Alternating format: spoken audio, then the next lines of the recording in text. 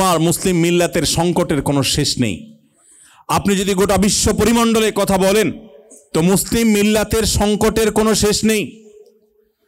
প্রতিনিয়ত নবী সাল্লাল্লাহু আলাইহি সাল্লামের সেই হাদিসের বাস্তবতা আমরা দেখতে পাই, যে হাদিসে তিনি সতর্ক করে গেছেন প্রায় 1450 বছর আগে, যে বৃষ্টির ফোঁটা যেরকম একটার পর একটা পতিত হতে থাকে কাওয়াক্কাইল মাতর, ঠিক সেইভাবে এই পৃথিবীতে ফিতনা পতিত হতে থাকবে, ছেয়ে যাবে।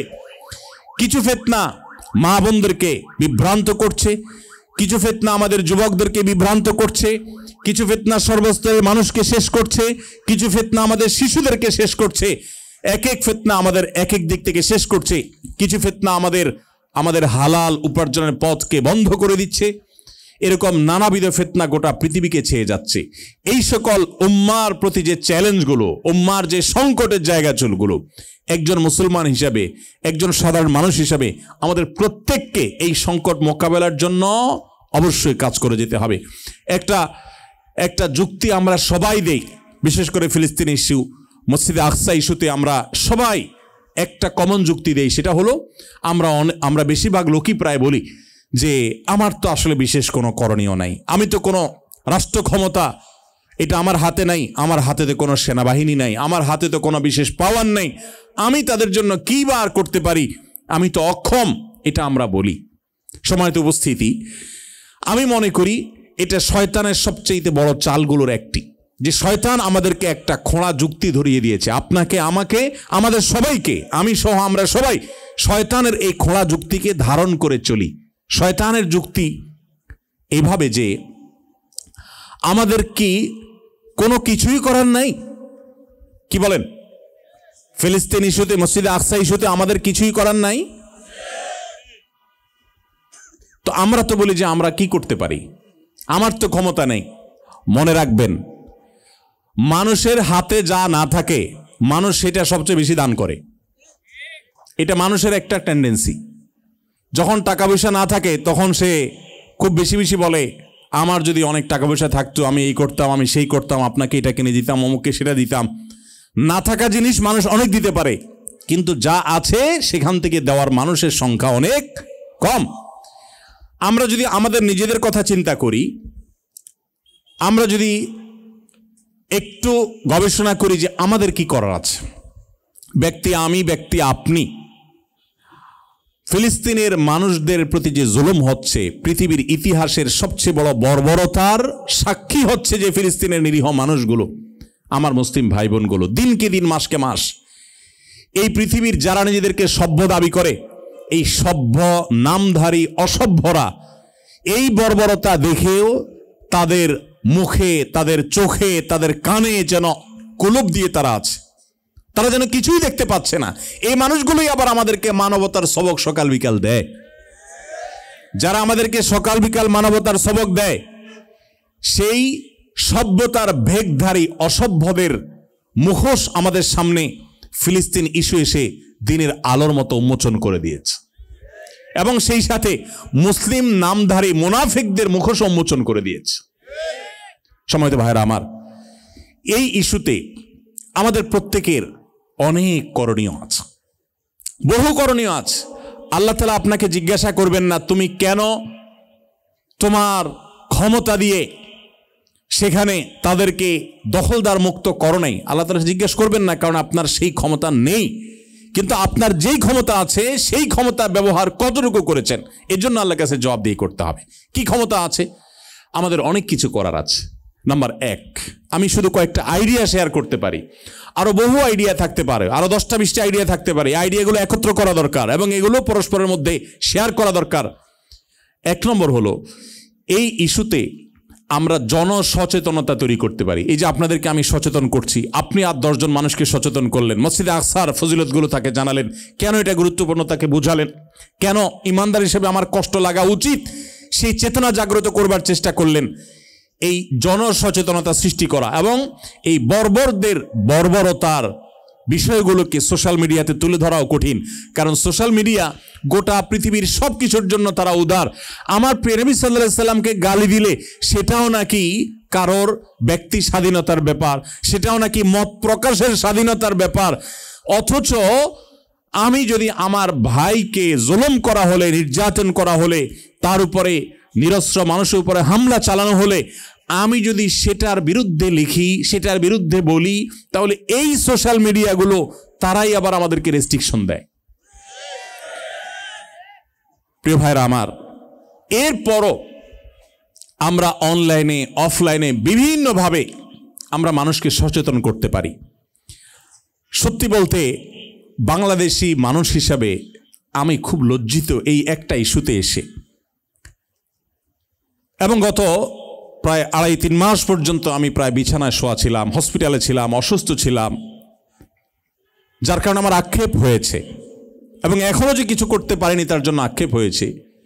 মুসলিম তো বটেই, অমুসলিম দেশগুলো, পৃথিবীর অনেক অমুসলিম দেশ আছে যেই দেশগুলো এই ফিলিস্তিন ইস্যুতে মাজলুম ফিলিস্তিনিদের পক্ষে দাঁড়িয়েছে।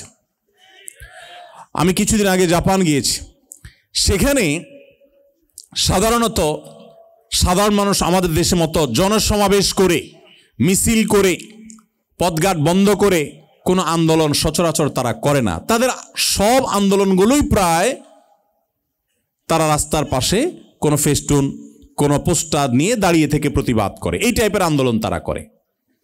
সেই জাপানের মতো জায়গায় হাজার হাজার মানুষ রাস্তায় বের হয়ে এই ফিলিস্তিন ইস্যুতে মাজলুম মুসলমানদের পক্ষে দাঁড়িয়ে কথা বলেছে।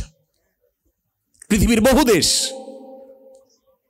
আফসোসের বিষয় হলো আমার প্রিয় বাংলাদেশ থেকে উল্লেখ করার মতো, আঙ্গুল দিয়ে দেখাবার মতো একটি কোনো প্রতিবাদমূলক, একটি কোনো বড় আয়োজন আমার চোখে অন্তত পড়েনি। আমি নিজেও এর জন্য দায়ী, এবং এর জন্য অপরাধ বোধ আমাকে কুরে কুরে খাচ্ছে। যে রক্তে রঞ্জিত এই শিশু, ছটপট করা এই শিশু, বোমার আঘাতে ক্ষতবিক্ষত হয়ে যাওয়া এই বাচ্চা, এই অসুস্থ মানুষ, এই মানুষগুলো কিয়ামতের ময়দানে যদি আমাদের বিরুদ্ধে আল্লাহর কাছে নালিশ করে যে আল্লাহ, এ লোকগুলো নিজেদেরকে মুসলমান দাবি করে, কিন্তু আমাদের এই কষ্টে তাদের ন্যূনতম দায়িত্বটুকুও তারা পালন করে নাই, সেদিন কি জবাব দেওয়ার থাকবে আমার একমাত্র আল্লাহই ভালো জানেন। সম্মানিত ভাইয়েরা আমার, এই জন্য সচেতনতা সৃষ্টি করা, আমার জায়গায় আমার সাধ্য অনুযায়ী প্রতিবাদ করা, অন্যায়ের বিরুদ্ধে কথা বলা, তাদের উপরে প্রেসার ক্রিয়েট করা, এই সক্ষমতা তো আমার ছিল। আমি শান্তিপূর্ণভাবে আমার জায়গা থেকে প্রতিবাদ করে, তীব্র প্রতিবাদ করে আমার বার্তাটা তো পৌঁছে দিতে পারতাম। আপনারা জানেন পৃথিবীর বিভিন্ন দেশের মানুষের প্রতিবাদের মুখে নানাভাবে আজকে এই অভিশপ্ত দখলদারেরা, ইহুদিরা, তারা কোণঠাসা হয়ে আছে, তাদের মিত্ররা কোণঠাসা হয়ে আছে। আর এটাকে যদি আমরা আরো শক্তিশালীভাবে করতে পারতাম, সবাই যদি এখানে সামিল হতে পারতাম, হয়তোবা তাদের উপর এটা আরো অনেক বড় প্রেসার হয়ে যেত, এবং তারা যতটুকু এই যে কয়েকদিন আগে যে যুদ্ধবিরতি তারা দিয়েছে, এটা আরো আগে দিতে বাধ্য হতো, আরো বেশি সময় ধরে যুদ্ধবিরতি তারা করতে বাধ্য হতো। এরকম হয়তো আরো অনেক কিছু হতে পারত যদি আমরা আমাদের দায়িত্ব পালন করতাম। কিন্তু আমরা প্রত্যেকটা মানুষ মনে করি দিন শেষে আমি তো ভালো আছি, আমার বাচ্চাটাকে নিয়ে বাসায় আমি তো আনন্দ ফুর্তি করছি, আমার ভাই সেখানে কি করছে, আমার বোনদের সাথে কি হচ্ছে। সেখানে হসপিটালে পর্যন্ত বোমা হামলা করা হয়েছে, সেখানে বিদ্যুৎ বন্ধ করে হসপিটালের রোগীদের পর্যন্ত শেষ করে দেওয়া হচ্ছে। আমাদের দেশে এক শ্রেণীর বুদ্ধিজীবী নামক ভণ্ড দেখবেন, যারা পৃথিবীর কোনো দেশের মেয়েদের পড়ালেখা যদি করতে কোনো প্রকার সমস্যা হয়, অথবা সমস্যা হয়নি, এ ব্যাপারে কোনো কথা উঠেছে, তো তখন নারীর অধিকার নিয়ে তারা চিৎকার করতে থাকে, নারীকে পড়তে দিতে হবে। ভালো কথা, নারীকে পড়তে দিতে ইসলাম নিষেধ করে না, সেটা ভিন্ন আলাপ। কিন্তু হাজার হাজার গর্ভবতী নারী ফিলিস্তিনে চিকিৎসার অভাবে তারা যে হসপিটালের বেডে কাতরিয়েছে এবং কষ্ট পেয়েছে, অনেকে মারা গেছে, তাদের ব্যাপারে এই ভণ্ড বুদ্ধিজীবীদের তেমন কোনো উসফুস আমরা দেখি নাই।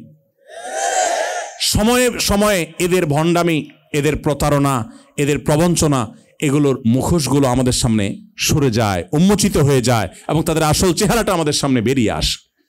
সময়ত উপস্থিতি। তাহলে আমাদের অনেক করণীয় ভিতরে একটি করণীয় হলো আমরা সচেতনতা সৃষ্টি করতে পারতাম। আমরা কয়দিন এটার উপর আমরা রাস্তাঘাটে বেরিয়ে সমাজের সাধারণ মানুষকে আমরা বোঝানোর চেষ্টা করেছি। আপনার হাতে মাহফিলের মাইক নেই, আপনার হাতে মিডিয়ার ক্যামেরা নেই, কিন্তু আল্লাহ তাআলা আপনাকে একটা জুবান দিয়েছেন, আপনাকে একটা বিবেক দিয়েছেন। আপনি এটা ব্যয় করে কয়জন মানুষকে সচেতন করেছেন, কয়জন মানুষকে সতর্ক করেছেন? আসুন ভাই, আপনি কি জানেন এই ফিলিস্তিনে যে মুসলমানদের উপরে যে বর্বরতম হামলা নির্যাতন চালানো হচ্ছে, স্টিম রোলার চালানো হচ্ছে নির্যাতনের, এই সম্পর্কে আপনি কতটুকু জানেন? কি পরিমাণ মানবতা সেখানে বিপর্যস্ত হচ্ছে, ভুলণ্ঠিত হচ্ছে, আপনি কতটুকু জানেন?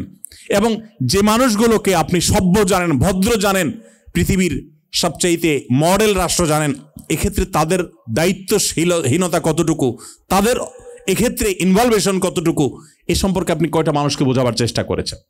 সময়ত উপস্থিতি, বেশিরভাগ মানুষই আমরা আমাদের দায়িত্ব পালন করি নাই। মসজিদে, প্রত্যেকটা মসজিদে কুনুতে নাজেলা হওয়া দরকার, তখনও ছিল, এখনো আছে। বাংলাদেশের হাজার হাজার মসজিদ, হাতে গোনা কিছু মসজিদ বাদ দিলে বেশিরভাগ মসজিদে কুনুতে নাজেলা হয় নাই। আমরা জানিও না কুনুতে নাজেলা কি।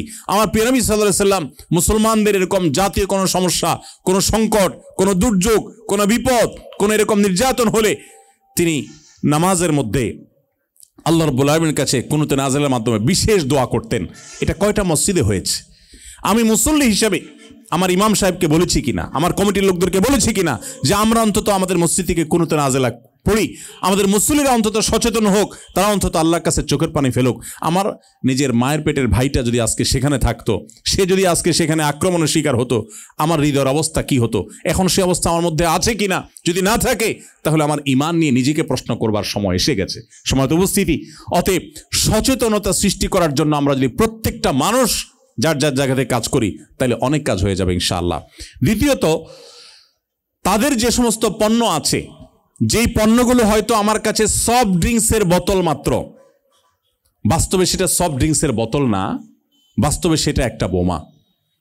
আপনি যেটা টাকা দিচ্ছেন সফট ড্রিঙ্কসের বিনিময়ে, এই টাকাটাই বোমা হয়ে ঘুরে ফিরে আমারই সেই নিরীহ মা বোনদের মাথার উপরে, বাচ্চাদের মাথার উপরে পড়ছে। এই সফট ড্রিঙ্কসের বোতল যখন আপনি কিনছেন, এবং সাবান, শ্যাম্পু, লোশন, যত প্রকার তাদের যে সমস্ত পণ্য আছে, হোক সেটা প্রসাধনী, হোক সেটা কোনো আপনার অন্য ব্যবহার্য পণ্য, হোক সেটা কোনো ড্রিঙ্কস, আপনি মুসলমান হিসাবে আপনি সেটা নিজে বর্জন করার পাশাপাশি কয়জন মানুষকে বর্জন করতে উৎসাহিত করেছেন? আমি তো আলহামদুলিল্লাহ সজ্ঞানে, জেনে শুনে, আল্লাহর ফজলে এদের কোনো পণ্য কোনো দিন আমি নিজের পকেটের টাকায় একটি টাকা খরচ করে কোনোদিন কিনি না। আমরা এত দুর্বল মুসলমান যে আমরা কোরআনের আয়াতে